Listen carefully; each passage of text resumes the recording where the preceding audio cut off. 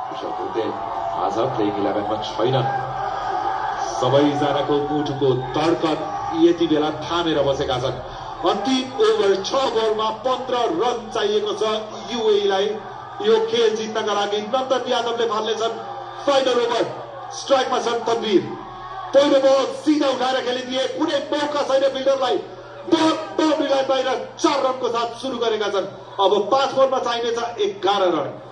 शक्तिशाली प्रहार रहेको थियो खुसाइमा पिन तनवीरको।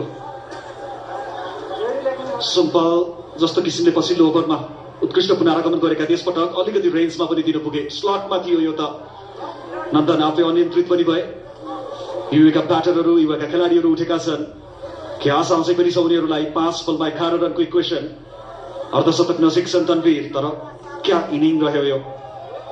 विनोद भण्डारी अब सम्झाइरहेका छन्। सिनियर खेलाडीहरू सबैभन्दा पाका खेलाडी 37 वर्षीय नेपालको एकदिवसीय अन्तर्राष्ट्रियका सबैभन्दा पाका खेलाडी विनोद।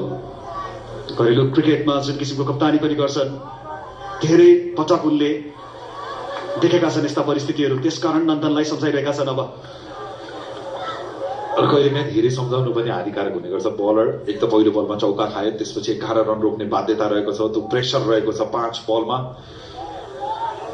नन्दन त्यो कामनेस मेन्टेन गर्नुपर्नेछ।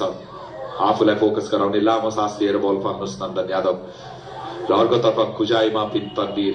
उनको स्लटमा बल आइरहेको छ, त्यो खराब गरिरहेका छन् नेपालका बलरले। तर क्या गजबको इनिङ खेलिरहेका छन् युएईका यी बलिङ अलराउन्डरले। नन्दन यादव सरबले बल हावामा उठाएर खेलिदिएका छन् निकै माथि। फिल्डर बलको दोलो दुर्दर्शी उनले छोड्ने छैनन् र एउटा आक्रामक इनिङको यहाँ अन्त्य भएको छ।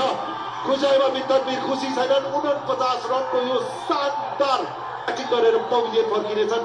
7औं झट्का लागेको छ युएईलाई। ठुलो रिलिफ नन्दन यादवको लागि पनि। पहिलो बलमा बाउन्ड्री रहेको थियो र त्यसपछि पनि आफ्नो नर्भलाई होल्ड गरे। प्रहार गर्न गएका थिए कपिल तनवीर। हेर्नेछौँ हामी। सर्ट बल रहेको थियो, बाउन्स क्रिएट गरे। अनसाइडमा पुल गर्ने क्रममा लङ्गनमा बसिरहेका थिए टाइगर र टाइगरले सम्झिएका छन् शिकारलाई। यहाँबाट पनि नेपाल पुनरागमन जिततर्फ उन्मुख।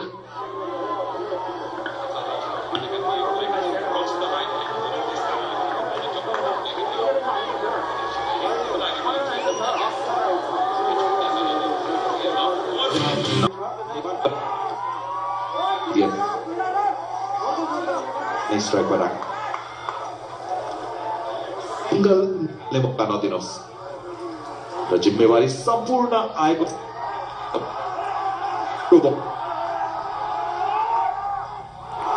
भित्रतर्फ ल्याए। पहिलो त्यो रनको लागि दौडेका छन् जुनैद सिद्दिकी। यहाँ रन आउट।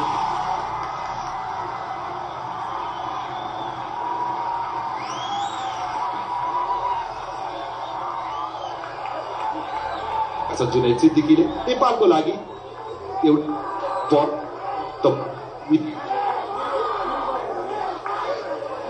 तारिफ क्या त्यत्रोको बलिङ नन्दन यादवबाट। सुरुवात चौकाबाट भएको थियो, तर त्यसपछिका ओभरहरू हेर्न सक्छौँ। त्यो सर्ट बल अहिले त शरीरसम्म टार्गेट गरेका थिए भित्रतर्फ। लगातार त्यो एक्स्ट्रा बाउन्स र त्यसपछि विकेट किपर विनोदले पनि दिएर नन्दन आफै गएर स्टम्पमा हिट गर्ने प्रशस्त समयबाट रहेका छन्। चौथो बलको सामना गर्नेछन्। उठाएर खेलिदिए, इनफिल्डलाई क्लियर गरेको छ। बल जाने बाउन्ड्री लाइन बाहिर 4 रनको लागि। पहिलो बलमा नै चौका प्रहार गरिदिएका छन् अलीले। युएई अझै पनि यो नाथ स्ट्राइकमा रहेका थिए, त्यसकारण त्यो सट प्रहार गरेका थिए। फेरि पनि ठुलो सट खेल्ने प्रयास। लाइनबाट मुभ गरेका थिए अक्सदीप। उनको शरीरको नजिकबाट गएको थिए। वाइड बलको लागि त्यहाँ अम्पायरसँग डिस्कस गर्दैछन्। 1 for the ओभर दिएका छन्। अब अन्तिम बल यस खेललाई टाई गराउन सक्नेछन् अक्षदीप नाथ। नन्दनमाथि एउटा मात्र जिम्मेवारी छ कि यो बलमा 6 रनको लागि छक्का नखानुस्। बल आउटसाइड अफ स्टम्प राख्नुहोस्। अक्षदीप नाथको 8 बन्दा बाहिर। फाइनल बल नन्दन यादव अक्षदीप नाथ स्ट्राइकमा। ठुलो शट खेल्ने प्रयास बिट भएका छन्।